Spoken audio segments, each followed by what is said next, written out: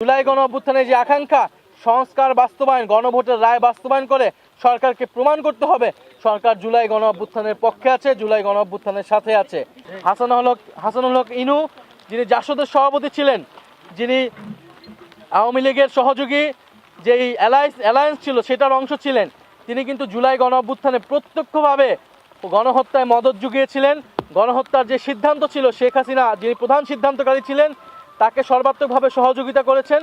ফলে আমরা মনে করি তাকে যে 10 বছর করে 3টি মামলা সাজা দিয়েছে, এটা এনাফ নয়, এটা যথেষ্ট নয়।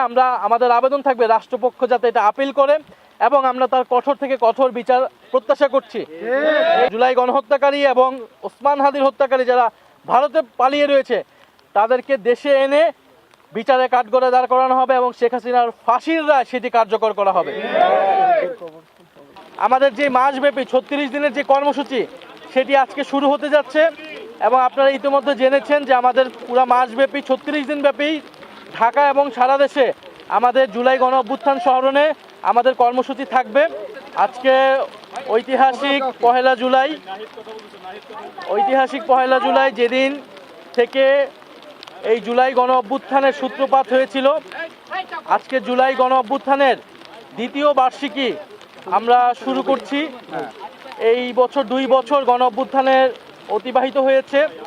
আমরা আজকের এই পহেলা জুলাইতে আমরা আজকে এসেছি রায়েরবাজার সংলগ্ন জুলাই গণ অভ্যুত্থানের শহীদদের যে গণকবর রয়েছে, সেই গণকবরে কবর জিয়ারত করতে এবং তাদের প্রতি শ্রদ্ধা জ্ঞাপনের মাধ্যমে আমাদের যে মাসব্যাপী 36 দিনের যে কর্মসূচি, সেটি আজকে শুরু হতে যাচ্ছে এবং আপনারা ইতিমধ্যে জেনেছেন যে আমাদের পুরো মাসব্যাপী 36 দিন ব্যাপী ঢাকা এবং সারা দেশে আমাদের জুলাই গণ অভ্যুত্থান স্মরণে আমাদের কর্মসূচি থাকবে।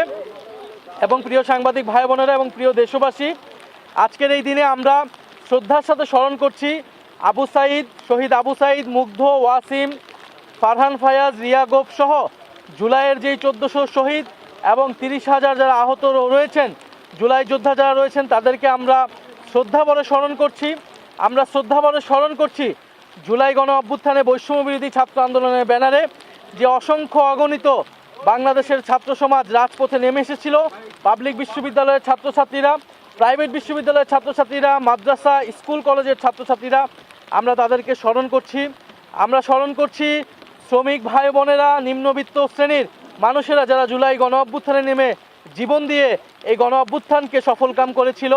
এবং আমরা স্মরণ করছি আমাদের নারী সমাজকে, আমরা স্মরণ করছি আমাদের পেশাজীবী যারা শিক্ষক, অভিভাবক, সাংস্কৃতিক কর্মী, আমাদের আলেম সমাজ, আমাদের সাংবাদিক ভাই বোনেরা, আইনজীবী সহ যারা বিভিন্ন পেশাজীবীর মানুষেরা এই গণ অভ্যুত্থানে নেমে এসেছিল। এবং আমরা স্মরণ করছি আমাদের প্রবাসী ভাই বোনেরা যারা পৃথিবীর বিভিন্ন প্রান্তে, মধ্যপ্রাচ্য সহ পৃথিবীর বিভিন্ন প্রান্তে যারা আন্দোলন করেছিল। বাংলাদেশি এবং বাংলাদেশের বাইরে বিদেশি অনেক বন্ধুরা আমাদেরকে সহযোগিতা করেছিল, বিভিন্ন বিশ্ববিদ্যালয়ের ছাত্রছাত্রীরা। আমরা স্মরণ করছি যারা সাবেক সেনা অফিসার সহ সেনাবাহিনীর যারা তরুণ কর্মরত অফিসাররা যারা জুলাই গণ অভ্যুত্থানে প্রত্যক্ষ এবং পরোক্ষভাবে সহযোগিতা করেছেন, আমরা তাদেরকে স্মরণ করছি। জুলাই গণ অভ্যুত্থানে যারা যেখান থেকে আমাদেরকে এই গণ অভ্যুত্থানে অংশ নিয়েছেন, সহযোগিতা করেছেন, আমরা তাদেরকে স্মরণ করছি। জুলাই গণ অভ্যুত্থানের 2 বছর হয়েছে। আমরা জুলাই গণ অভ্যুত্থানের পরবর্তী সময়ে বলেছিলাম জুলাই গণহত্যার বিচার সংস্কারের মাধ্যমে আমরা একটা বৈষম্যহীন গণতান্ত্রিক নতুন বাংলাদেশ করতে চাই। সেই বাংলাদেশ, আমরা আকাঙ্ক্ষিত বাংলাদেশ আমরা এখনো পাইনি। আপনারা জানেন গতকালকে ট্রাইব্যুনালের একটি বিচারের রায় এসেছে, কিন্তু দুঃখজনকভাবে সেই রায় বাংলাদেশের জনগণকে সন্তুষ্ট করতে পারেনি। এবং আমরা মনে করি সেই রায়ের মাধ্যমে আমরা যারা জুলাই গণ অভ্যুত্থানে অংশ নিয়েছিলাম, যারা শহীদ পরিবার, যারা আহত যোদ্ধা রয়েছে, তারা কোনো ন্যায় বিচার পায়নি। হাসানুল হক ইনু, যিনি জাসদের সভাপতি ছিলেন, যিনি আওয়ামী লীগের সহযোগী যেই অ্যালায়েন্স ছিল সেটার অংশ ছিলেন, তিনি কিন্তু জুলাই গণ অভ্যুত্থানে প্রত্যক্ষভাবে গণহত্যায় মদত জুগিয়েছিলেন। গণহত্যার যে সিদ্ধান্ত ছিল, শেখ হাসিনা যিনি প্রধান সিদ্ধান্তকারী ছিলেন, তাকে সর্বাত্মকভাবে সহযোগিতা করেছেন। ফলে আমরা মনে করি তাকে যে 10 বছর করে 3টি মামলা সাজা দিয়েছে, এটা এনাফ নয়, এটা যথেষ্ট নয়। আমাদের আবেদন থাকবে রাষ্ট্রপক্ষ যাতে এটা আপিল করে এবং আমরা তার কঠোর থেকে কঠোর বিচার প্রত্যাশা করছি। এই সরকার আসার পরে মাত্র 2টি মামলার রায় আমরা পেয়েছি এবং তদন্ত কার্যক্রমে রিপোর্ট দাখিলে আমরা যথেষ্ট ধীরগতি দেখছি। ফলে আমরা আশা করব যে সরকার এবং ট্রাইব্যুনাল দ্রুত সময়ের মধ্যেই বিচার নিষ্পন্ন করবে এবং অলরেডি শেখ হাসিনার মামলার রায় হয়ে রয়েছে। আমরা আশা করব যে শেখ হাসিনাকে সহ জুলাই গণহত্যাকারী এবং ওসমান হাদির হত্যাকারী যারা ভারতে পালিয়ে রয়েছে তাদেরকে দেশে এনে বিচারে কাঠগড়ায় দাঁড় করানো হবে এবং শেখ হাসিনার ফাঁসির রায় সেটি কার্যকর করা হবে।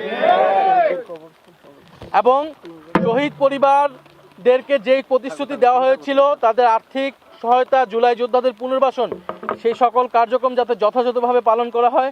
আমরা যে কবরস্থানগুলো আজকে আসলাম এবং সারা বাংলাদেশে যে কবরস্থানের সংরক্ষণ করার একটা পরিকল্পনা ইন্টারিম গভর্নমেন্টের সময় নেওয়া হয়েছিল, কিন্তু এই কর্মসূচিটা পালন করা হয়নি, এই কার্যক্রমটা পালন করা হয়নি। ফলে আমাদের দাবি থাকবে যাতে কবরস্থানগুলো সংরক্ষণ করা হয়।